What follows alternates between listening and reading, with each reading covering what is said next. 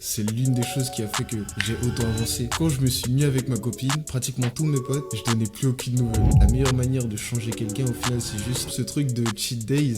Je trouve ça éclaté. Les personnes qui disent que la discipline, c'est tu fais ça et il y a rien de plus, c'est des personnes qui s'y connaissent pas tant que ça en discipline. Ça, je pense, c'est l'une des malédictions des personnes qui sont dans le dev perso. Et salut à tous, on se retrouve pour le deuxième épisode du podcast Croissance. Aujourd'hui on est avec Jérémy, comment tu vas?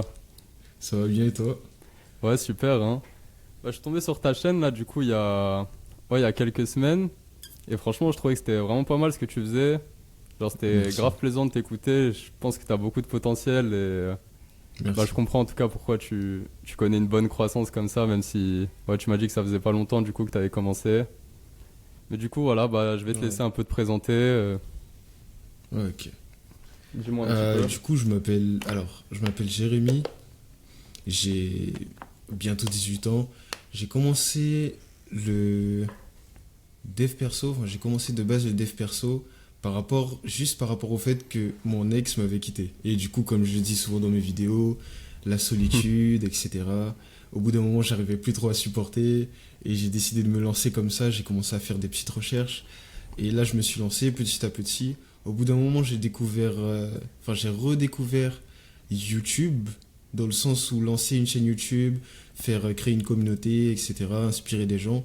Donc ça m'a motivé un peu parce que ça, c'est quelque chose que je raconte pas, mais avant, Ouais. bien avant, genre quand j'avais 11 ans, un truc comme ça, euh, j'avais lancé une chaîne YouTube, mais elle avait totalement flop parce que je m'adaptais pas comme je m'adapte maintenant, tu vois. Je faisais pas tous ces trucs pour réussir. Genre, c'était vraiment un truc pour le fun. Et du coup, je faisais tout et n'importe C'était quoi. quoi Je comme grandissais sujet, du pas coup? et j'ai C'était fini pas- par abandonner. Ouais. C'était totalement différent. C'était Clash Royale, pour te dire.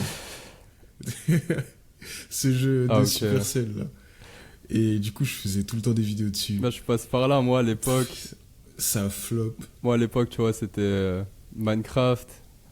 Genre, j'avais fait, pareil, une chaîne YouTube, voilà, tu vois, 10-11 ans. C'est à l'époque où tu découvres, t'as envie toi aussi de faire ton truc. Mais bon, tu vois, en général, tu tiens pas, t'as pas la régularité, t'as pas la consistance, t'as pas le focus, quoi. Mais du coup, j'avoue, vas-y, tu me quand disais, tu t'avais commences lancé et ta que t'es première pas trop chaîne. sérieux dedans, que tu t'y connais pas. La première chaîne. Donc quand j'ai lancé ma première chaîne, Putain, mais attends, là, faut que je me revienne en vrai, un je crois peu. ça saccade un petit peu. En vrai, ce que je vais faire plutôt, c'est que Oh. vas-y, je vais bien attendre que tu finisses de parler pour être sûr, tu vois, de pas parler sur toi. Mhm. Comme ça, au moins, vas-y, il y aura pas de problème. Vas-y, reprends du coup. Comment t'as commencé à te lancer sur YouTube? Ok. Du coup, sur YouTube, j'ai commencé à me lancer, comme je t'ai dit, par rapport à une chaîne. Enfin, le fait que j'ai découvert le dev perso, que petit à petit, je rentre dedans. Et en fait, plus je rentre dedans, plus justement j'ai envie, tu vois, un peu ce qu'on met en avant. Ça, c'est plus par rapport à la Red Pill. Mais cette liberté financière, géographique, etc. Et petit à petit, tu vois, j'ai voulu ça. Et à un moment, en fait, je recherche un peu petit à petit, en fait, comment développer une audience, comment créer une communauté, etc. Et à ce moment-là, en fait, j'ai commencé à rechercher plein de vidéos. Et je crois, au moment, je l'ai dit aussi sur mon Discord, mais j'ai passé 2 mois, en fait, à faire full recherche. Et je me demandais, en fait, sur quel sujet me lancer. Qu'est-ce que je pourrais bien montrer, tu vois, quelles compétences j'avais. Et au final, à un moment, je crois que je suis tombé sur une vidéo, soit c'était Hamza ou quelqu'un d'autre, mais il me disait en fait que t'avais pas forcément besoin d'avoir une avancée de fou, t'avais pas besoin d'être un mec accompli, liberté financière, etc. T'as juste besoin de leur apprendre quelque chose qu'ils ne savent pas, tu vois. Et à partir de ce moment-là, je me suis dit, en soi, il y a plein de choses que je connais, et je me suis dit, go se lancer sur des sujets où j'ai envie de parler. Et t'avais aussi ce côté où depuis longtemps, par rapport à ma personnalité introvertie, j'ai toujours été un peu plus, je ferme ma gueule et j'écoute. Et genre, je donne pas mon avis. Et je me suis dit, c'est l'occasion parfaite de donner mon avis sur plein de choses. C'est pour ça que des fois, tu vas voir des vidéos où je vais parler de plein de sujets différents, red pill, blue pill, etc. Parce que je pense que mine de rien, c'est des trucs dont on doit parler. Il y a trop de personnes qui décident maintenant de ne plus en parler. Mais enfin bref, je suis parti un peu hors sujet. Mais du coup, en gros, ouais. La raison pour laquelle j'ai lancé Non, ma non, pas du chaîne, tout, hein, de base, t'es encore c'était bien vraiment pour le dans... business. Ok. Mais du coup, comment ça se fait que, tu vois, après ta rupture, genre t'es pas, tu vois, allé plutôt dans des comportements destructeurs, enfin peut-être que tu l'as fait du coup, mais tu vois, en général, vas-y, quand tu traverses une mauvaise passe comme ça, qu'il t'arrive quelque chose de Mhm. difficile, bah c'est ce moment-là que tu vas t'enfermer un peu, tu vois, dans les addictions, dans les jeux vidéo, Mhm. dans le P, tu vois, dans la consommation d'animés, tout ça, genre abusé. Mhm. Genre, qu'est-ce qui a fait, tu vois, quand même que, bah, par rapport à la plupart des gens, au lieu de te dire, bon, bah, je souffre, du coup, tu vois, je cherche des échappatoires, à te dire, voilà, vas-y, faut que je Mhm. me bouge. Alors, ce qui a fait que, au lieu de, tu vois, faire à peu près comme tout le monde, c'est-à-dire faire ce genre de choses, en fait, j'ai fait quelques trucs, tu vois, comme t'as dit, les jeux vidéo, le porno, etc. Enfin, le P. J'ai fait tout ça, mais t'as un truc, tu vois, que souvent des gens font quand ils se font quitter, que moi j'ai pas fait. C'est-à-dire, j'ai vraiment toujours eu ce côté où, à chaque fois qu'il m'arrivait quelque chose, même avant que je sois dans le dev perso, je me disais toujours, calme-toi, c'est ta faute. C'est toi qui as pris cette décision, c'est ton problème, tu l'assumes maintenant. Et je pense que ça, c'était par rapport à mon éducation, mais j'ai vraiment toujours été comme ça. Du coup, la première chose que je me suis dit, c'est vraiment, en fait, la première pensée, elle est venue comme ça. Quand elle m'a quitté, en fait, mon ex, la première chose que je me suis dit, c'est, commence pas à lui mettre la faute dessus. C'est ta faute, c'est ton problème, il y a un truc que t'as mal fait, essaye de savoir, en fait, concrètement ce que c'est. Et du coup, en fait, c'est pour ça que je passais la plupart du temps, soit je Ok. dessinais, soit je jouais, je me dis... En fait, constamment, j'essayais de fuir la réalité. Et quand tu vois le soir venait et que j'étais fatigué, j'étais sur mon lit, j'arrivais pas trop à dormir, là, du coup, introspection, je me demandais qu'est-ce qui a fait qu'elle m'a quitté, qu'est-ce qui a fait qu'elle voulait plus être avec moi. Mais du coup, ouais, je pense que c'est ça qui a fait que j'ai pris un autre chemin comparé à certaines personnes. Ok, ok, bah ouais, super intéressant. En vrai, c'est vraiment un truc qui fait la différence hein, parmi les gens, ceux, tu vois, qui. Bah voilà, tu vois, le gros mindset, ce qui fait que, bon, tu remets un Mhm. peu. Enfin, bon, déjà, tu prends la responsabilité, mais en même temps, tu te dis que tu peux changer, alors que tu vois, d'autres gens, bah voilà, vont plutôt rejeter la responsabilité toujours sur la société. Et même si, tu vois, c'est vrai que la société a une part, bah voilà, nous, on a quand même les leviers d'impacter notre vie et de prendre notre destin en main. Qu'est-ce que t'en penses? Alors, franchement, je suis totalement d'accord avec ça. Juste pour te dire, petit sneak peek, tu vois, juste déjà là tout à l'heure, la vidéo que j'ai filmée, c'est sur ça. C'est vraiment sur ça en fait. C'est sur le fait de Ah ouais? prendre sa responsabilité et de se dire que tout est de ta faute. C'est vraiment, toi, tu es le seul responsable de ce qui t'est arrivé. Et je pense que mine de rien, c'est l'une des choses qui a fait que j'ai autant avancé. À chaque fois que j'ai fait une merde dans ma vie, je me disais toujours, c'est de ma faute, c'est ton problème, tu dois t'améliorer. Et du coup, comparé à maintenant, souvent je prenais le mauvais chemin pour m'améliorer, entre guillemets. Mais là, tu vois, heureusement, j'ai pris le bon chemin avec le dev perso, etc. Et du coup aussi, ouais, je voulais aborder le thème de l'entourage par rapport à ça. Tu vois, quand tu as commencé à te Mhm. lancer, et du coup changer, quitter... bah, je pense qu'en vrai, on a eu à peu près la même expérience et je pense que maintenant, on est souvent à voir ce type de truc. Tu vois, on a le Discord avec nos amis gamers. Et puis, tu vois, Mhm. bah, nous, justement, à un moment, bah, voilà, on prend la red pill, on a la révélation et on décide de travailler sur nous-mêmes. Et vas-y, raconte-moi un Mhm. petit peu comment ça s'est passé, comment tes potes ont réagi. Alors, euh, le truc, c'est qu'il faut savoir que au début, quand ma copine m'avait quitté, comme je t'ai dit, je jouais tout seul. J'avais pas encore repris contact avec mes potes. Et c'est au bout d'un moment, en fait, tu vois ce fameux jeu Fortnite, je décide de réinstaller. Et en fait, vu que je les avais toujours en ami dessus, à ce moment-là, je reprends contact avec eux. Et du coup, on recommence à parler. Parce qu'en fait, faut savoir un truc qui était assez bâtard, par contre, ça chez moi, c'était que quand je me suis mis avec ma copine, pratiquement plus mes potes, enfin, pratiquement tous mes potes, je donnais plus aucune nouvelle. Je donnais vraiment plus aucune nouvelle. Et du coup, là, ils m'ont vu réapparaître, ils m'ont vu me Ah ouais. reconnecter, etc. Parce que je passais vraiment tout mon temps avec ma copine, en fait. Je passais tout mon temps avec elle, je jouais plus du tout. Et du coup, quand j'ai repris contact avec eux, ils m'ont fait ah ouais, mais tu dates, etc. On a recommencé à jouer ensemble. Et à un moment, on est passé sur un jeu dont je parle souvent en vidéo, ça s'appelle Apex Legends, et on tryhardait dessus. Et en fait, plus le Ok. temps passait, plus notre amitié a recommencé à devenir toxique. Parce que de base, elle était déjà toxique, mais le fait qu'on se soit revus, on va dire que ça s'était calmé. Et donc, moi, vu que je commençais à être un peu dans le dev perso, tu vois, je commençais à me muscler, enfin, je commençais à faire de la muscu, je commençais à sortir, à essayer de prendre contact avec d'autres personnes, voire pour lancer certains business. Et donc, par rapport à tout ça, ben, il y avait une certaine distance qui commençait à se mettre entre nous.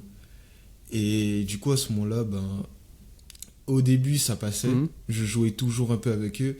Mais au bout d'un moment, tu vois, j'ai mis en place un planning et je voulais vraiment m'y tenir. Et quand je leur ai dit que, ouais, j'arrêterais petit à petit de jouer, au début, on se taquinait, ils me disaient, ouais, t'es une merde, etc. Et petit à petit, en fait, les insultes, ça a vraiment commencé à me saouler comme, très concrètement comme une merde. Même si j'agissais de la même manière avec eux, tu vois, je veux pas faire le mec en mode, j'étais totalement la victime. J'agissais de la même manière avec eux. Et le truc, c'est que, bon, au bout d'un moment, on s'est disputé, comme d'habitude, parce que la plupart du temps, nos discussions finissaient par une dispute. Et on s'est disputé, et à ce moment-là, on a arrêté. On a tout arrêté. On a arrêté de se parler, on a arrêté de. Je crois, on s'est même bloqué. Et c'est au bout d'un moment, ils sont revenus, mais à ce moment-là, j'avais pris une toute autre tournure. Et donc, l'entourage, ça peut Ok. passer, ça dépend de l'entourage. Mais mon entourage en question que j'avais avant de commencer le dev perso, il était pas ouf. Hmm. Mais du coup, vous vous disputiez sur, par rapport à quelles raisons, sur quoi ça portait vraiment vos divergences? C'était des sujets Euh, personnels ou par rapport au jeu, ou c'était vraiment sur ça, sur le fait de ta vision des jeux vidéo, ta vision qui évoluait? C'était. Alors, en fait, il y avait une partie où on se disputait par rapport à mon développement. En fait, on va dire que petit à petit, tu vois, je commençais à lire des livres, donc je commençais à avoir plus de connaissances que ben, avant. Et des fois, en fait, avec mon frère, on va dire que heureusement, tu vois, mon frère, l'une des personnes qui a été un grand acteur dans mon développement personnel, des fois, il venait dans ma chambre et en fait, on avait des discussions. Et vu que j'étais en train de jouer, tu vois, ils entendaient tout. Et en fait, on avait des discussions où on partait loin de fou en psychologie, philosophie, etc. Et eux, Hmm. vu que tout ce qui leur intéressait, c'était jouer, bah tu vois, j'avais mon casque et en fait, je les entendais faire des blagues sur mon frère, etc. Tu vois, il y avait des trucs comme ça, des simples trucs comme ça m'énervait, tu vois. À chaque fois, je Ok. leur disais quand mon frère il partait, je leur disais, mais qu'est-ce que vous faites, arrêtez, etc. Et ça partait en dispute. T'avais aussi des fois où on s'insultait pour des problèmes personnels, c'est-à-dire, forcément, du coup, tu vois, j'évoluais. Et donc, par exemple, cette attitude de victime, je l'avais de moins en moins. Et en fait, je leur disais concrètement comment s'améliorer en fait. Qu'est-ce qu'ils pourraient faire, pourquoi ils font pas ça, etc. Et le truc, c'est qu'à chaque fois que tu vois, je leur donnais des conseils, ils me, ils me faisaient des blagues dans le sens, du genre, t'es qui, tu te prends pour qui maintenant, tu crois que t'es quelqu'un de très haut, blablabla. Et c'était surtout lié à leur ego. Hmm. Et du coup, ça fait que ça partait souvent en dispute parce que les deux se tournaient contre moi. Donc moi, j'étais sur la défensive. Ensuite, quand je leur disais la vérité, ils étaient sur les défensives et dispute. Donc c'était sur les jeux, c'était sur mon développement personnel. En fait, à chaque fois qu'on se parlait, il n'y avait aucune fois où on a joué où c'est pas parti en dispute. Aucune fois. Ah ouais. Mais est-ce que tu penses que du coup, tu peux essayer de motiver et convaincre des gens, bah voilà, à s'améliorer, à prendre soin de leur santé, à travailler plus dur, tout ce genre de Mhm. sujets, si eux-mêmes ne voient pas le problème, on va dire, avec leur vie? En fait, je pense que oui. C'est juste que à l'époque, je l'avais vraiment mal fait. Je l'avais mal fait parce que, en fait, avant, faut savoir que, bah, du coup, comme je te disais, je leur disais concrètement comment s'améliorer, pourquoi ils faisaient pas ça, pourquoi ils agissaient pas de telle manière. Et le truc, c'est que, par rapport à ça, quand tu dis à quelqu'un quoi faire, en fait, c'est comme si, tu vois, tu disais à un enfant euh, de ne pas faire ça. Logiquement, tu vois, il va pas écouter. T'avais une expérience qui a été faite sur des enfants qui, justement, en fait, ils mettaient une barrière. et on leur disait de pas toucher à ça. Et le mec, il partait pendant quelques secondes et il leur disait, si tu touches pas à ça, je reviens et t'auras le droit de le prendre. T'as juste à attendre que je revienne. Et du coup, au bout d'un moment, forcément, l'enfant, il en a marre. Il va pas écouter, il grimpe sur la barrière et il prend le bonbon et il le mange. Tu vois, c'est des petits trucs comme ça qui fait que quand tu dis Ouais. directement à quelqu'un, enfin c'est pas le meilleur exemple, mais là où je veux en venir, c'est que quand tu dis à quelqu'un de faire quelque chose alors que concrètement tu montres rien, la personne va juste pas écouter. Moi par exemple là, la meilleure manière euh, que je donnerais pour changer quelqu'un, pour aider quelqu'un à changer, c'est quelque chose que j'ai fait sans faire exprès.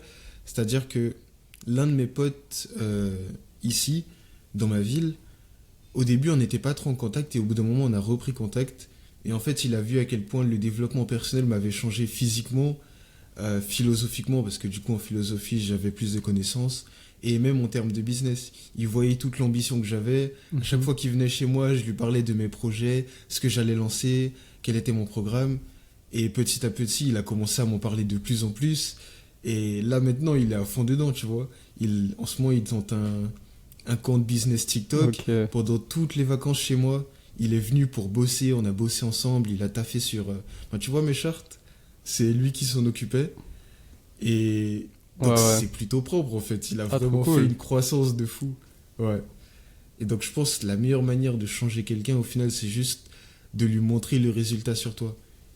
Ouais, c'est vrai que ça peut être pas mal. Mais après, tu vois, j'ai vraiment l'impression que, tu vois, certains potes à moi, Black Pill, on va dire, en vrai, t'as beau, par exemple, avoir des résultats sur ta propre vie, t'as beau toi-même gagner des sous, t'as beau toi-même te développer physiquement, ce que tu veux. Mhm. Eux, voilà, ils auront toujours leur excuse pour se dire non, mais moi, c'est mort. Enfin, ok, c'est facile pour toi, mais avec moi, ça marchera pas. Ou Mhm. voilà, toujours non, mais voilà, moi, j'ai commencé trop tard.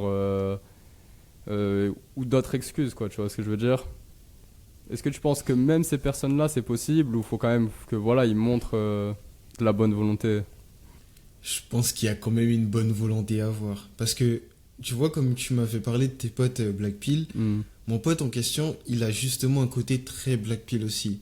Mais il a aussi, heureusement, grâce à quelques influenceurs qui l'écoutent qui sont de la Red Pill, il a aussi un petit côté en fait, vraiment un petit, maintenant qui est beaucoup plus grand, Red Pill. Et justement, ça fait que il a su que concrètement Ouais. lui aussi il pouvait le faire, tu vois, c'était pas un truc de fou. À l'époque, quand je lui avais montré les résultats sur ma chaîne, je lui avais dit en fait que j'allais atteindre les 400 abonnés avant tel jour. Et en fait, c'est vraiment quand j'ai eu ce résultat qu'il a commencé à se dire ok, lui il est sérieux dans ce qu'il dit. C'est quand il a commencé à voir à quel point je bossais tous les matins, que je me réveillais tôt, etc. Il s'est vraiment dit vas-y, c'est possible pour moi aussi. Donc je pense faut avoir une certaine mentalité, c'est vrai. Mais ouais, sans cette mentalité, ça va être chaud de les changer. Hmm. Bah ouais, franchement, je suis bien d'accord avec toi. Je voulais aussi revenir sur un point. Dans une de tes vidéos, tu avais souligné que SNK, donc l'attaque des titans, ça t'avait motivé aussi du coup à prendre cette voie, on va dire. J'aimerais bien que tu me développes un Mhm. peu plus ce point, c'est intéressant. Alors, Attaque des Titans, j'ai commencé ça, alors, juste après, vraiment 2 semaines après que ma copine en question m'ait quitté. Et en fait, c'est SNK qui m'a motivé à passer à l'action, mais pas entièrement, tu vois.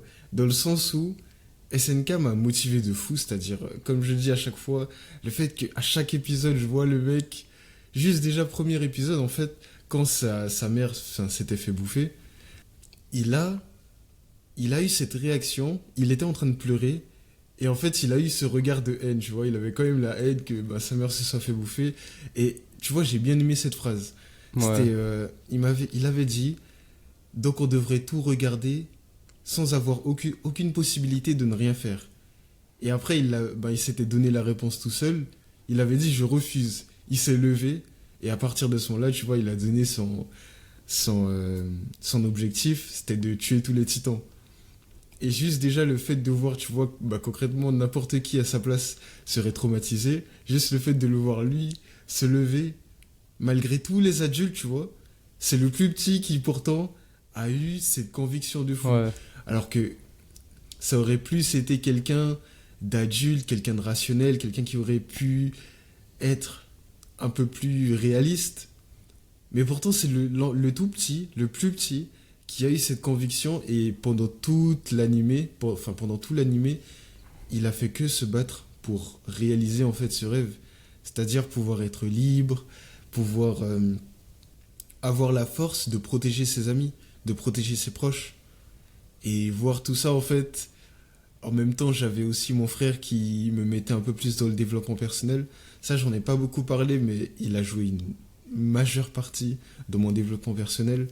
Et donc les deux combos réunis, ça fait que vu que Du coup, j'avais c'est un plus grand personne frère en fait, c'était ou le un petit seul. frère? C'est mon grand frère. Ok. Et du coup, alors, il a joué une majeure partie, comme j'ai dit, et en même temps, t'as SNK qui a joué une majeure partie. Et le fait que c'était les deux seules influences que j'avais autour de moi, ben, du coup, j'avais que ça en fait, j'avais que ça à faire. J'avais pas encore repris contact avec mes fameux amis, j'avais pas de contact. En fait, j'étais dans une ville où je connaissais personne. Mes potes en question, c'était des potes de mon ancienne ville. C'est vrai que c'est un détail que j'ai oublié de mentionner, mais du coup, ça faisait que j'avais vraiment aucune influence à part SNK et mon frère. Et quand t'as ces deux seules influences qui sont tous les deux dans le dev perso, du coup, je me suis dit, je vais tenter moi aussi. Ok, je vois. Bah, du coup, ça me permet de rebondir. Euh, Tu vois, on est pas mal justement à. Bah voilà, dans les fans d'anime, dans les fans de manga. Tu vois, on en regarde plein. On sait ce que c'est l'esprit shonen. Ça nous motive. On voit justement les héros se dépasser, traverser les épreuves, être disciplinés. On les voit faire tout ça. On les voit être courageux. On les voit obtenir plus de puissance bah, pour voilà, protéger les leurs, pour même des fois protéger le monde. Mais pourtant, tu vois, je connais plein de gens. Ils ont beau avoir regardé ça toute leur vie et ça se transmet vraiment pas dans leurs actions concrètes et dans ce qu'ils font dans leur vie de tous les jours, tu vois. Et du coup, ouais, C'est ça. comment t'expliques ça, par exemple, que, bah, tu vois, toi, t'as regardé SNK, ça t'a donné cette envie de liberté, ça t'a donné cette envie un peu de te révolter et de te bouger. Mais il y en a plein qui ont regardé et, tu vois, bon, bah, ça a rien changé à leur vie. Alors, je pourrais expliquer ça, mais déjà en faisant de la neuroscience, je vais pas faire de la science, je vais pas parler de trucs, de faits, etc. Parce que honnêtement, j'ai pas de science infuse à propos de ça, mais j'ai lu quelques articles qui m'ont aidé un peu plus à comprendre ce problème. Et en fait, si tu regardes toutes ces personnes en question, c'est tous des personnes qui sont un peu trop rêveurs, tu vois. J'avais entendu ça de quelqu'un, quelqu'un qui fait des podcasts, il s'appelle L'Observateur. Et en fait, il avait parlé du fait que, de base, nous les hommes, il parle spécifiquement des hommes, nous les hommes, on est tous des rêveurs, tu vois. De base, on est tous des rêveurs, on veut tous achever quelque chose dans notre vie, on veut tous atteindre quelque chose. Et pour ça, on va mettre en place les actions. On va ramener le rêve en question dans la réalité et on va mettre en place les actions. Tu vois, on est des rêveurs réalistes. Ça, ce serait le bon terme. Et du coup, on va mettre en place ces actions pour atteindre cet objectif en question. Mais le problème, c'est que tu vois, la communauté animée, t'as des personnes qui sont rêveurs, mais rêveurs d'un autre monde. Tu vois, je sais pas si tu connais cet animé SAO, mais en gros, dans SAO, t'as ce mec Ouais, qui peut rentrer dans une réalité virtuelle, etc. Il peut se mettre dans un autre monde total, et en fait, il a la capacité de contrôler son corps. Enfin, vraiment, il est vraiment dedans. Et c'est un casque, justement, qui a été programmé de fou, futuristique, etc. Et en fait, il reste coincé dedans. Et un des trucs qui m'a choqué quand j'y ai repensé, en fait, à l'épisode, enfin, à l'animé en question, c'est que, un peu comme ce que tu vois maintenant, tu vois les personnes qui regardent des animés, qui continuent à enchaîner les animés, alors que concrètement, ben, ils pourraient faire des trucs dans la réalité. Le mec a accompli quelque chose, il est resté coincé aussi 2 ans dans un jeu vidéo, et le premier truc qu'il fait quand il sort, quelques semaines après, c'est retourner dans un autre jeu vidéo. Alors que concrètement, tu vois, tu Tu sors de 2 ans, t'as des trucs à rattraper, t'as des personnes à voir, etc. Le premier truc qu'il fait, c'est retourner dans le jeu vidéo. En fait, c'est vraiment un truc qui m'a choqué de fou. Et ça, je pense que ça s'expliquerait parce que, en fait, t'as des psychologistes qui ont créé un syndrome carrément pour te dire à quel point le truc il est grand. Ça s'appelle je l'avais dit dans ma vidéo, je crois, c'était PSA, post-syndrome, ouais, c'est ça, post-syndrome animé. C'est en gros quand tu ressens une grosse période de dépression après avoir regardé un animé, après avoir fini un animé. Mhm. Et moi, tu vois, je pense que je traduirais ça un peu comme SAO, dans le sens où la réalité, ben, elle revient et elle te frappe comme ça et elle te montre que le rêve, c'est fini. Et vu que, tu vois, si on en revient à mon truc de rêveur réaliste et rêveur dans l'extrême, rêveur irréaliste, bah là, du coup, ça ferait que ces personnes en question qui enchaînent les animés, ce sont juste des rêveurs irréalistes qui aimeraient un monde tout beau, tout bleu, etc. Avec plein de couleurs, nanana. Mais ça peut pas arriver, tu vois. C'est dommage de le dire comme ça leur briserait peut-être le cœur, entre guillemets, mais c'est pas quelque chose qui va arriver. Tu dois mettre en place tes rêves dans la réalité, tu dois mettre en place tes actions, tu as des choses à faire, tu dois souffrir. Tout ne vient pas comme ça, tu vois. Et le truc, c'est que tu as beaucoup de personnes, moi aussi ça m'arrivait avant, quand je finissais un animé, j'étais vite fait motivé, je passais à l'action 2 3 jours, et ensuite après, motivation terminée, je recommence un autre animé. Et je pense que ça, c'est juste, ben, comme on dit, tu vois, le motivation vs discipline. C'est d'un coup, tu as la motivation et l'autre, tu as la discipline. Par rapport à SNK, j'ai eu la discipline, malgré le fait qu'après, ben, j'ai souffert en allant à la muscu, j'ai souffert en prenant des douches froides. J'ai continué parce que mon rêve, pour moi, devenait de plus en plus réel. Là où t'en as, ben, leurs rêves sont tellement grands que la seule possibilité qu'ils ont pour avoir l'impression de le réaliser, c'est en regardant des choses fictives. Ok, ok, bah franchement super intéressant, je connaissais pas ce syndrome, je savais même pas que ça avait été Ouais. étudié, mais en tout cas, même la différence entre les deux types de rêveurs, ouais, je trouve que ça s'applique bien en tout cas à la réalité, et j'arrive bien à le retransmettre sur des gens. Mais du coup, qu'est-ce que tu dirais à, bah voilà, à quelqu'un, justement, un jeune qui bah, soit passe d'animé à animé ou qui passe sa journée bah, voilà, à jouer, qui passe des 8 heures sur LoL ou 8 heures sur Fortnite. Que- Genre, comment il devrait s'y prendre, tu vois, bah, pour y aller, quoi, pour se lancer. Tu vois, qui a essayé deux trois trucs, mais à chaque Mhm. fois, il peut pas s'empêcher de retomber dedans et... Je vois. Si je devais prendre ma méthode, honnêtement, déjà, je lui dirais juste arrête, là, tout de suite, dégage ça. Parce qu'en fait, t'as as beaucoup de personnes, ça devient de plus en plus populaire, mais t'as beaucoup de personnes qui disent garde la chose et juste essaye de résister à la tentation. Essaye de te baser sur la volonté. Et je disais ça aussi avant, sauf que récemment j'ai découvert une autre méthode et quand j'ai analysé justement comment j'ai arrêté les réseaux sociaux, comment j'ai arrêté les jeux vidéo, je vois que c'est vraiment plus cette méthode. En fait, la méthode concrètement, c'est là tout de suite, tu es dans un état où t'es pas rationnel du tout. Tu vois, c'est comme quand tu sors d'une dispute. Quand tu sors d'une dispute, tu vas d'abord te calmer en restant peut-être seul, en allant t'isoler, etc. Et ensuite, après, là, tu reviens et t'essayes de reprendre le débat, t'essayes de reprendre la discussion rationnellement. Et là, en fait, ce serait un peu la même chose, tu vois. C'est là tout de suite, t'es accro aux réseaux sociaux, désinstalle pendant un mois. Ensuite, reviens sur les réseaux sociaux et là, du coup, vu que tu es un peu plus rationnel, vu que tu as appris à avoir d'autres habitudes, vu que tu as appris peut-être à aller à la muscu, sortir dehors, voir tout ce que tu peux faire, à partir de ce moment-là, ouais, elle la réinstalle parce que du coup, tu seras beaucoup plus rationnel. Mais juste se dire là tout de suite, avec l'esprit shonen, je vais arrêter ça tout de suite, c'est bon, c'est fini, c'est mort. La personne va juste pas résister parce que, ok, t'as la motivation là tout de suite, c'est bien, mais quand t'as plus la motivation, tu fais comment? C'est ça le problème.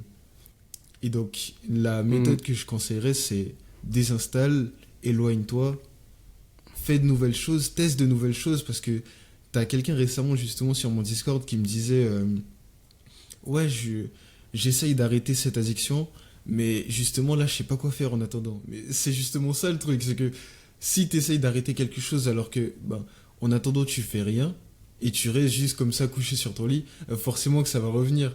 Tu vas pas arrêter comme ça. Et du coup, ben, retire les réseaux sociaux, essaye de trouver d'autres choses à faire, puis reviens en fait. Reviens et essaye de modérer la chose. Mets en place des timers, mets en place un objectif de temps, mettre en place plein de choses et en même temps essayer de faire de l'introspection pour savoir pourquoi tu étais autant addict. Ah bah super réponse, hein, franchement, je suis totalement d'accord. Moi aussi, je suis pas du tout partisan de l'opinion, tu vois, de juste réduire ou quoi. Genre pour moi, vraiment, si tu veux arrêter quelque chose, pour moi, tout ce qui a toujours marché, c'était déjà de couper net. Et ensuite, tu vois, au pire, si voilà, le temps passe, après, je pouvais commencer à savoir doser, tu vois, comme on dit.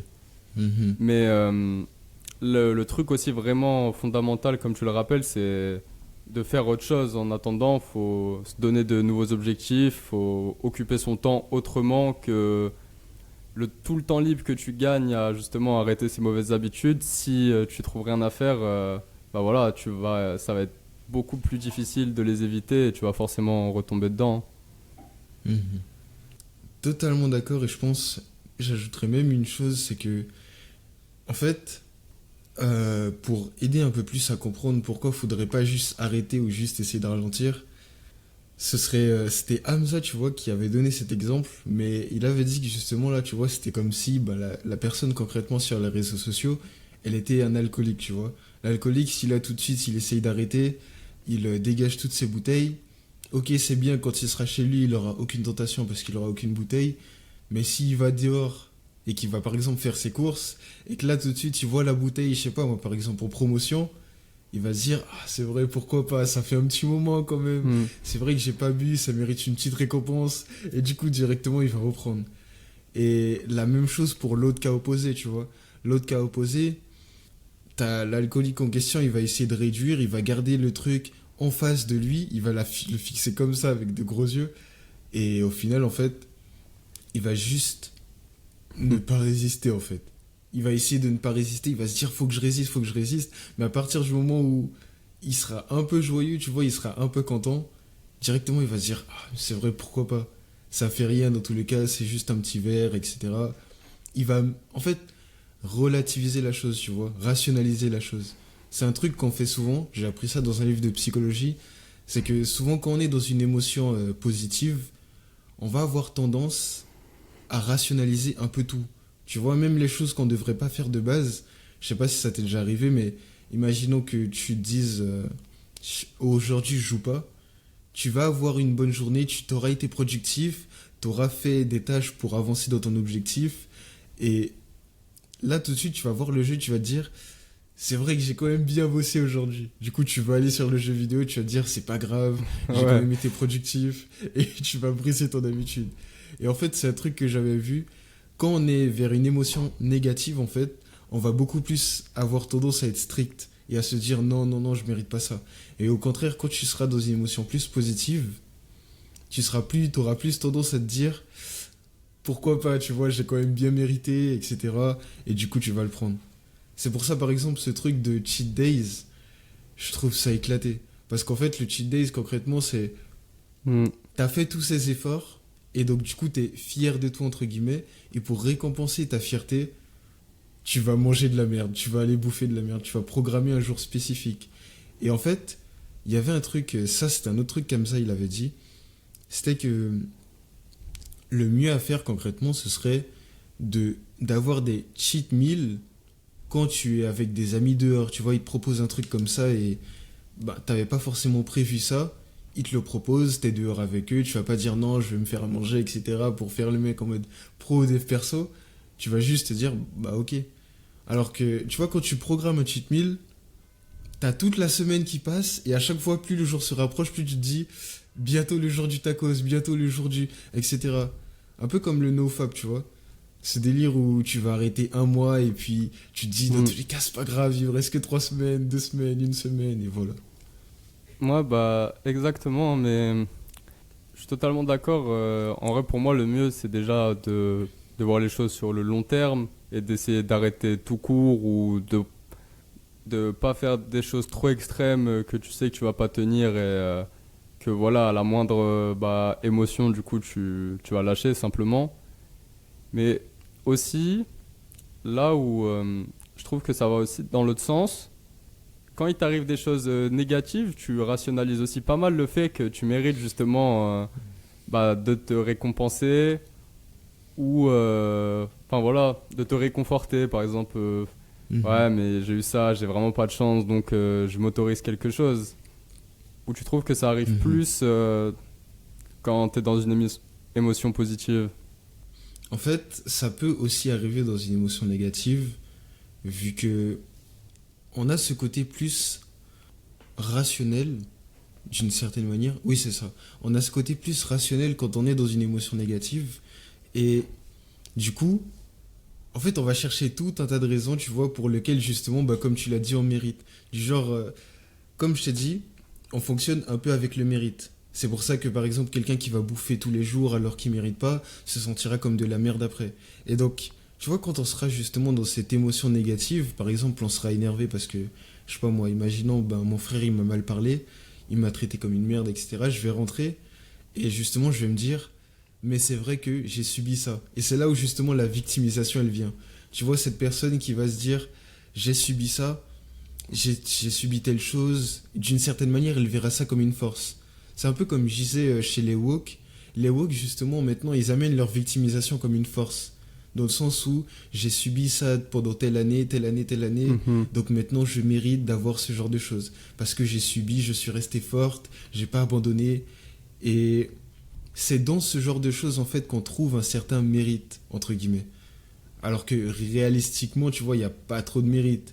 Mais on va quand même essayer de chercher le mérite dans le sens où j'ai subi, j'ai quand même eu cette mauvaise journée, j'ai supporté mon patron, je l'ai écouté crier sur moi, je l'ai écouté me donner des ordres et j'ai pas fléchi, donc je mérite quand même d'aller manger dehors aujourd'hui. Et du coup, c'est quoi un peu tes conseils pour essayer de rester discipliné? Parce que tu vois, en entendant ça, il y a plein de gens qui vont se dire ouais, mais moi j'ai besoin de mon cheat day, je peux pas non plus faire ça tout le temps, c'est trop difficile. Ou genre, comment les aider à mettre le pied à l'étrier ou trouver le bon équilibre sans. Ouais, je sais pas, comment les encourager à ça? Comment les encourager? Alors, j'aime pas trop encourager, on va dire, parce que encourager, moi je pense que c'est juste donner de la motivation à la personne et puis après qu'elle parte et qu'elle fasse sa vie. Mais si je devais concrètement leur donner Bah un alors, moyen, je vais reformuler plutôt c'est quoi les clés pour être discipliné? les... c'est vrai que j'en ai fait une vidéo, mais elle date de fou.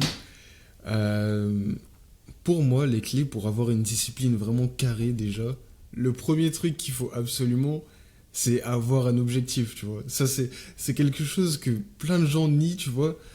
Tout le monde pense que d'une certaine manière, oui, j'ai un objectif, etc. Je Mhm. veux devenir comme ce personnage, nanana. Mais quand tu vas vraiment leur demander quels sont leurs objectifs, ils vont prendre du temps à réfléchir, ils vont prendre du temps à développer. Et là, tu vas te dire, est-ce qu'elle connaît vraiment son objectif?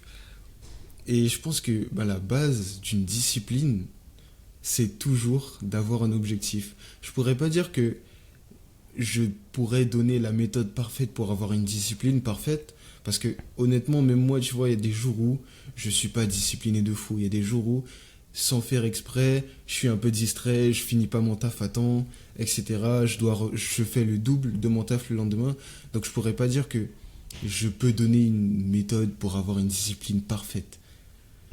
Mais pour être discipliné de base, pour faire ce que tu as à faire, toujours avoir un objectif. Tu vois, si par exemple on prend David Goggins, tu connais? Ouais, ouais, je connais. Du coup, bah, par exemple, David Goggins, je sais pas si tu as vu, mais quelle est la première chose justement qu'il a dit quand il a voulu se mettre en place son objectif, tu vois? Quand il s'est dit, je vais perdre du poids. Voilà, je me rappelle plus exactement, mais après, ouais, je sais que lui, justement, il est grave sur le fait de pas se trouver des excuses. Et je sais, tu vois, Mhm. il y a un peu deux écoles en vrai par rapport à ça. Il y a ceux qui vont vraiment jouer sur la résistance et faire tout en sorte pour que l'effort soit le plus facile et que le travail soit le plus te procure le plus de joie, soit faire les choses que tu aimes le plus. Et l'école David Goggins, c'est vraiment peu importe ce qui arrive, l'important c'est de faire ce que tu avais dit que tu allais faire. Et il va pas s'embêter à se faciliter la vie. Du coup, tu parlais du fait, la première action de David Goggins. Après, je voulais te demander, du coup, toi, tu préconisais quelle école entre la discipline pure ou l'école de réduire la résistance? C'est quand même difficile parce que je vais pas te mentir que je suis un peu entre, en fait. Dans le sens où il y a des choses, Hmm. en fait, que je vais... Je sais pas si tu vois, mais il y a ces trucs d'affirmation positive. Affirmer des trucs positivement pour avoir une meilleure, Ouais, ouais. un meilleur état mental et pour justement aider les choses enfin, à rendre ça un peu plus appréciable, entre guillemets. Et par exemple, tu vois, Mhm. il y a vraiment des fois où il y a des jours, malgré les affirmations positives, etc. Je vais prendre un exemple simple, il y a des jours où j'ai pas du tout envie de prendre ma douche froide, malgré toutes les affirmations positives. Et donc dans ces moments-là, tu vois, c'est discipline pure et dure, c'est tu rentres et t'as fini, arrête de chialer, etc. Tu prends ta douche froide et tu ressors. Mais tu vois, il y a quand même aussi une part du temps où je vais faire des affirmations positives qui vont faire que j'apprécie un peu plus, même beaucoup plus, le process. Donc moi, je pense que, en fait, je préconiserais d'avoir les deux Ouais. concrètement. Quand tu as les deux, que, que tu apprécies le process ou pas, tu vas continuer à avoir la discipline et tu vas continuer à avancer vers ton objectif. Et c'est pour ça que je préconise surtout d'avoir un objectif. Parce que tu vois, quand tu as vraiment un objectif et que tu veux être discipliné de fou, sans aucune faille, sans aucun jour de repos, si tu te mets un objectif juste comme ça alors que t'es pas sûr de pouvoir le faire et de vouloir même le faire, le jour où tu devrais être discipliné de fou, tu vas pas le faire en fait. Parce que concrètement, c'est pas quelque chose que tu voulais vraiment. T'auras pas Hmm. étudié ça. Et je pense que c'est pour ça que autant de personnes parlent de faire du journaling. Tu vois, un moment, je suis tombé sur une vidéo de David Goggins qui disait justement que les personnes, contrairement à lui, tu vois, tu avais beaucoup de personnes qui ne faisaient pas du journaling. Et l'un des trucs qui l'a le plus aidé, c'est que tu avais des jours où il avait vraiment juste pas du tout envie de courir. Il avait pas envie. Il regardait ses chaussures, il restait 30 minutes en train de fixer ses chaussures et il avait pas envie de les mettre pour aller courir. Et dans ces moments-là, qu'est-ce qu'il faisait? Il allait prendre son journal et il relisait en fait ce qu'il avait noté, toutes les raisons pour lesquelles il courait, combien de kilomètres il avait couru. Et en fait, à chaque fois qu'il avait pas du tout envie, il relisait ça. Donc je pense que même d'un côté, tu vois, David Goggins, il a quand même un côté où il utilise ce côté assez appréciable de la discipline. Tu vois, il y a des côtés où il y a des jours où il a vraiment pas envie et Ouais. du coup, il doit se rappeler pourquoi il le faisait. Et je pense que c'est pour ça que c'est l'une des étapes aussi importantes pour avoir une discipline en faire, c'est que quand tu notes chaque jour quelle chose qui a fait que tu continues à te pousser toujours autant et à t'améliorer, c'est beaucoup plus appréciable. Parce que tu vois en fait vraiment les efforts que tu as fait pour avancer dans la chose. Tu vois tout ce que tu as parcouru, tu as des jours où moi j'avais pas du tout envie, j'avais des merdes, etc. Mais je m'obligeais à bosser quoi qu'il se passe. Et quand je relis ça, tu vois, je me dis, putain, j'ai vraiment une détermination incroyable. Tu vois, mine de rien, je me sauce, mais je me dis, putain, je suis vraiment chaud en fait, je dois continuer comme ça. Et ça me renforce en fait dans ma discipline. Ouais. Toi, t'en penses quoi? Bah, en vrai, à un moment, j'étais grave discipline, peu importe ce qui arrive. Et parce que justement, avant, j'étais trop l'inverse et je voulais trop optimiser le process et je perdais trop de temps dans l'optimisation du process plutôt que le vrai passage à l'action. Du coup, à un moment, j'étais vraiment, vas-y, je m'en bats les couilles, il pleut, je vais quand même au street workout, ça marche pas, je le fais quand même. Mais maintenant, j'ai concilié ça avec vraiment aussi le fait d'essayer de rendre le process le plus agréable possible. Parce qu'en vrai, sur le long terme, je pense qu'on n'a pas assez de volonté pour faire des choses qui sont vraiment difficiles. Et que cette pure discipline, elle est bien hein, sur des courtes périodes, quand voilà, tu fais des rushs ou quand il se passe des mauvaises choses. Mais si par exemple je choisis une salle de sport qui est à 5 km de chez moi et que je dois y aller à pied en courant tous les jours, bah, y a beaucoup moins de chances sur le long terme que j'y aille autant que celle qui est juste en bas de chez moi. Et donc voilà, Mhm. j'essaye de faire un plan où je vais plus enjoy le process, mais après quand je dois suivre ce plan, bah là je passe vraiment en mode discipline sérieux et plus d'excuses Mhm. et toujours essayer de trouver une solution même si ça se passe pas comme prévu. Ça. Donc au final Parce je que, pense que ouais, ben c'est assez justement, tu similaire vois. avec ce que tu m'as dit. Mhm. Parce que, en fait, comme tu avais dit justement, il y avait ce côté où moi aussi avant j'étais pas du tout discipliné. Et je pense que c'est l'erreur qu'on fait tous. Tu vois, il y a souvent ce stéréotype, je dirais, dans le dev perso qui revient pour les personnes qui essayent d'être disciplinées. C'est que, comme avant on n'était pas du tout discipliné, quand on va vouloir devenir discipliné, on va se dire la discipline c'est tu fais ou tu. Ben t'es une merde en fait. Et du coup on va faire, on va faire, on va faire jusqu'à ce qu'on craque. Et un jour on n'y Mhm. arrive pas. Et donc à ce moment-là on va se blâmer, on va se blâmer. Et donc petit à petit on va réduire. Donc toute la discipline qu'on aura upgrade, ben, elle va redescendre comme ça, elle va faire un gros pic. Et le truc c'est que Ouais, exactement. je pense que, mine de rien, tu vois, les personnes qui disent que la discipline, c'est tu fais ça et il n'y a rien de plus, c'est des personnes qui s'y connaissent pas tant que ça en discipline. Parce que, en fait, c'est juste au final répéter ce que les gros, on va dire les gros soldats, entre guillemets, tu vois, disciplinés, etc., carrés, rigoureux, etc. En fait, c'est ce qui répète le plus. Parce que mine de rien, c'est quand même surtout ça la discipline. Ça joue surtout sur ça. Et donc, vu qu'au final, personne n'a vraiment eu le temps de développer c'est quoi la discipline, parce que récemment, j'ai lu un livre et j'ai vu que ça va quand même beaucoup plus loin que ça, la discipline. Il y a vraiment un côté rationnel, réaliste, etc. Il y a plein de choses à prendre en compte pour être discipliné. Et c'est vrai que pour les personnes qui ne s'y connaissent pas et qui ont juste entendu par exemple un discours de David Goggins, d'Andrew Tate, d'Alexis Chance, quand tu entends juste un petit short, juste un petit discours, tu te dis, ils ont forcément raison. La discipline, c'est je fais ça, et je m'arrête pas, quoi qu'il se passe. Et donc, quand tu vas faire de la merde un jour, et que tu vas pas réussir, tu vas te dire, putain, je suis une merde. Bah, autant revenir au stade où j'étais une merde complète. Et donc, c'est à ce moment-là que justement, tu vas descendre, et tu vas reprendre toutes tes Mhm. mauvaises habitudes. C'est ma petite théorie, entre guillemets. C'est ce que je pense, tu vois. Parce qu'au final, c'est Ouais. toujours les mêmes personnes J'en qui ai parlé répètent que. dans Vas-y, ouais, continue, j'en t'inquiète, ai t'inquiète. parlé dans un podcast justement précédent, c'est que bah, en vrai, voilà, le revers de la médaille de l'optimisme qui te pousse à trop t'autoriser de plaisir, c'est que quand aussi tu mets la barre trop haute et que t'es pas juste à ta limite, mais vraiment à un niveau que tu peux pas atteindre, bah, tu vas commencer à te flageller dès que tu fais une erreur. Et au lieu de juste te remettre sur le bon chemin et de reprendre, bah, tu vas t'autocritiquer, tu vas te blâmer pour ce que tu as fait.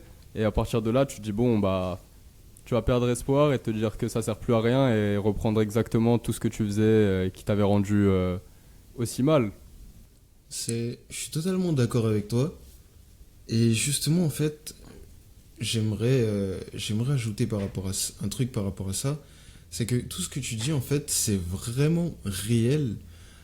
Et le pire, en fait, ce qui va se rajouter dans tout ça, c'est que je sais pas si tu as remarqué, mais les personnes en général qui sont dans le dev perso, dans la red pill, dans le mouvement, en fait, dans le mouvement du développement, ces personnes vont souvent être un peu trop dures avec eux-mêmes, tu vois.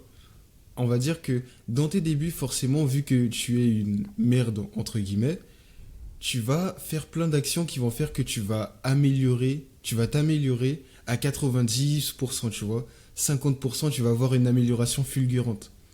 Parce que Mhm. forcément, c'est les débuts, tu as la motivation, etc. Mais petit à petit, tu vois, quand tu as bien fini par t'améliorer, tu sais plus trop ce que tu dois améliorer et du coup, tu commences à t'ennuyer. Donc, tu recommences petit à petit à descendre et dans ces moments-là, tu vas juste te dire putain, je suis une merde, j'ai fait tout ça. Et tu vas juste, en fait, bah, comme tu disais, t'autocritiquer. Et moi, tu vois, j'aimais bien dire ça aussi en anglais, c'est que je me self-bully des fois. J'avais l'habitude de me self-bully quand je commençais Ouais. à régresser. Et ça, je pense, c'est l'une des malédictions, tu vois, entre guillemets, des personnes qui sont dans le dev perso. Parce que, on va juste tous s'autocritiquer, se défoncer, parce que bah, on faisait autant de progrès, et d'un coup, bah, on régresse. Hmm. Mais du coup, ouais, je pense aussi que ça vient du fait que bah, quand tu commences un petit peu ton voyage, tu as du mal à fixer des objectifs réalistes. Tu as aussi envie de tout essayer parce que tout te paraît attrayant et t'as pas envie de laisser une bonne habitude de côté, tu as envie de toutes les faire en même temps.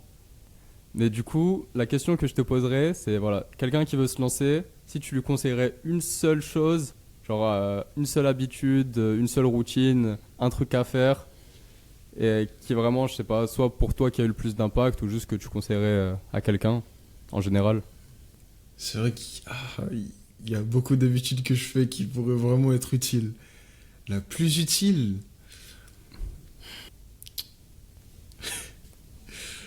moi je pense que je dirais le journaling. Franchement, le journaling c'est puissant.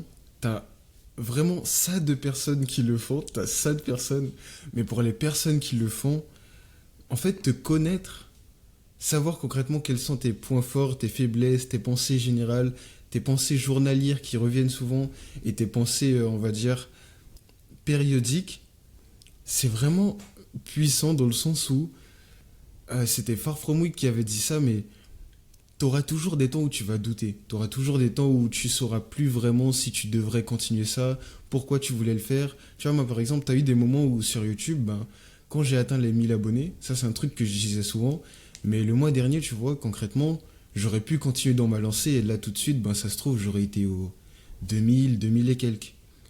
Mais le truc, c'est que ce que j'ai fait en mois d'août, comme j'ai atteint les 1000 abonnés, je me suis dit, tranquille, les 2000 abonnés, je les ai direct. Donc j'ai juste, on va dire, fait le nécessaire sur mes vidéos, tu vois. C'était un peu comme ça.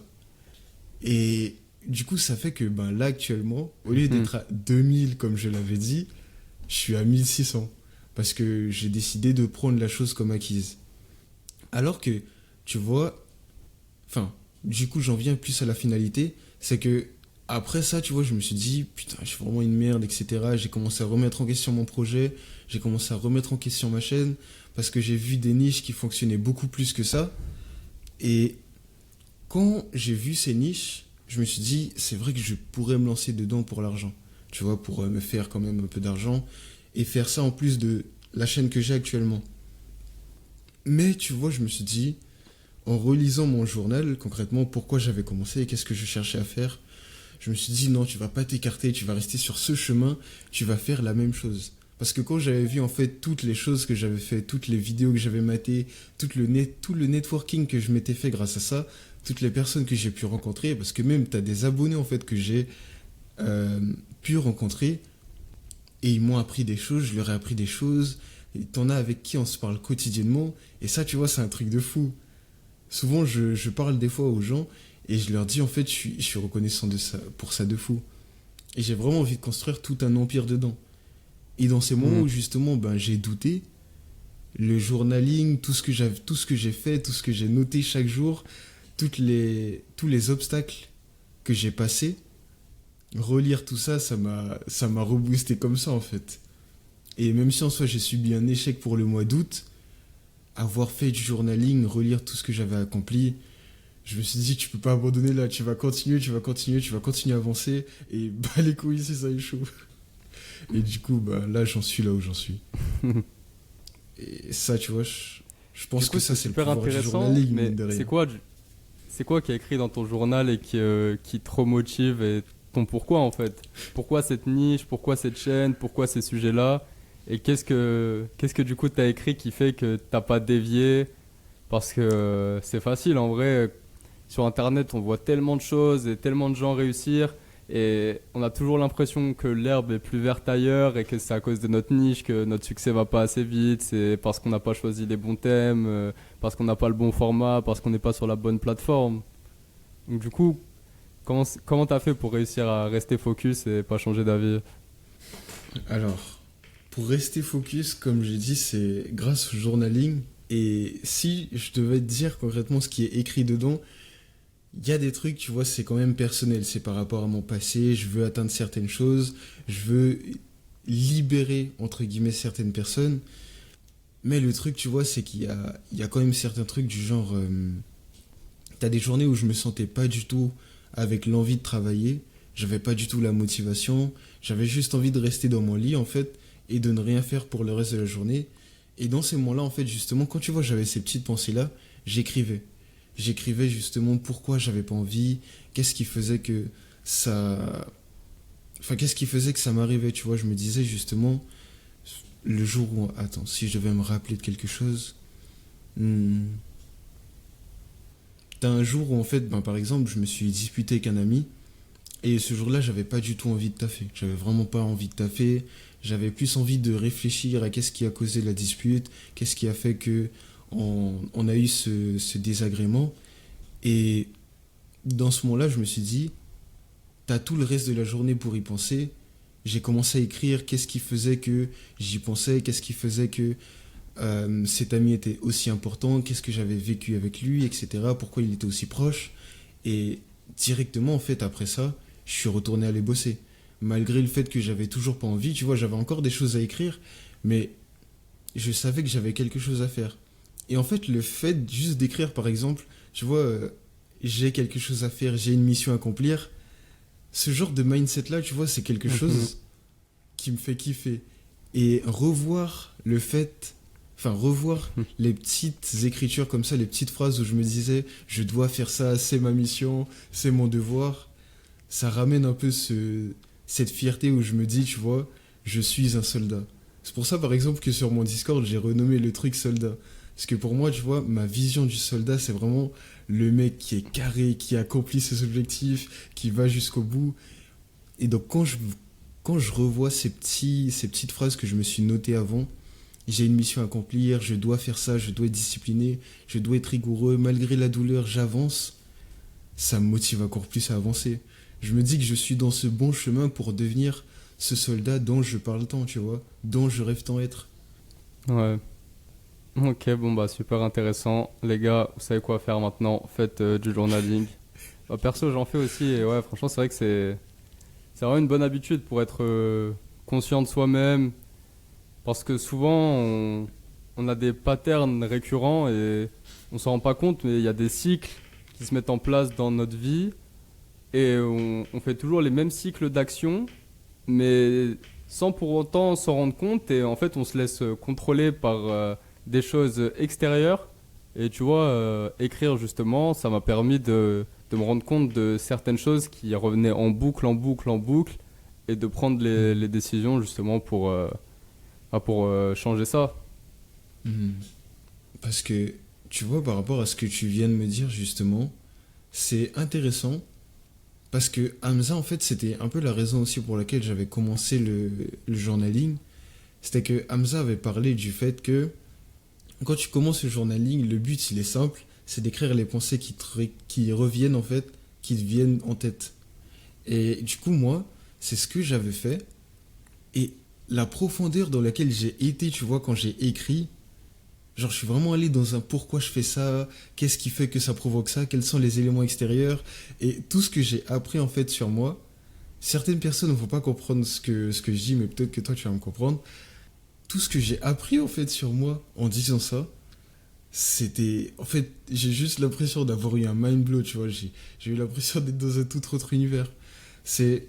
Ouais. Je sais pas si tu vois ça, ça me rappelle aussi un animé. C'était un mec en fait. Attends, je crois. C'est Classroom of the Elite. C'est un peu un animé aussi qui m'avait fait kiffer. En fait, c'est un mec qui est intelligent de fou, il contrôle tous ses mouvements, il fait aucun mouvement sans que ça ait une conséquence, il fait aucun mouvement juste pour le faire. Il y a toujours un objectif derrière, tu vois, il y a toujours une raison. Et c'est pour ça que c'est un putain de mastermind, etc. Et tu vois, quand je fais du journaling, j'ai un peu cette impression, tu vois. J'ai cette impression de noter concrètement ma progression, ma régression, et comment je pourrais améliorer ça, comment je pourrais reprendre en fait le contrôle full de moi-même, tu vois.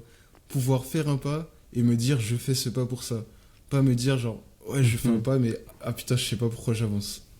Ah bah je vois totalement, hein. En tout cas, bah merci, hein, c'était super intéressant. Je vais te poser une dernière question, du coup après je vais te libérer. Mais parle-moi un petit peu de tes projets pour la suite. Voilà, qu'est-ce que tu vas accomplir? même par rapport au business, comment tu comptes développer ça? C'est quoi tes objectifs? Mhm. Alors, honnêtement, je vais pas trop rentrer dans les détails parce qu'il y a quand même une partie privée que je réserve pour après. Mais si je devais parler juste déjà de mon objectif vis-à-vis de Pas ma de chaîne, souci. l'objectif vraiment vis-à-vis de ma chaîne, c'est d'aider les gens, en fait, à se développer sur YouTube, plus précisément. Dans le sens où je parle autant d'ambition et je dirige autant vers YouTube, parce que la, la société d'aujourd'hui, je dirais, le monde d'aujourd'hui nous ferme, tu vois. Elle ferme certaines personnes. Et le truc, c'est que plus je parle avec ma communauté, plus j'ai l'impression de voir une communauté qui a, tout comme moi avant, été fermée. Été enfermée dans cette cage où on te dit, tu fais rien, tu subis, tu fermes ta gueule et tu suis comme ça. Et le truc, c'est que là, par exemple, récemment, je parlais avec quelqu'un, enfin, ça date un peu quand même, mais il a voulu développer une chaîne YouTube à un moment, sur le dessin, etc. Et je trouvais le projet hyper hypant, mais il n'était pas sûr, tu vois, il avait quelques doutes par rapport au jugement d'Internet. Et c'est justement ce stade que j'aimerais dépasser. C'est vraiment le stade du jugement et juste lance-toi, si tu veux faire un business sur ça, fais-le parce que c'est ton ambition, tu vois. J'avais lu un livre sur la psychologie qui disait que quand on est enfant, tu vois, on a ce côté où on n'a aucune barrière. On va explorer tout et n'importe quoi. Parce qu'on s'en fout du jugement, on s'en fout de la vie des autres, on s'en fout des Ouais. moqueries, on s'en fout de tout. Et du coup, le truc, c'est que plus tu grandis, plus tu as des barrières qui vont se construire et qui vont faire que tu auras ta propre personnalité.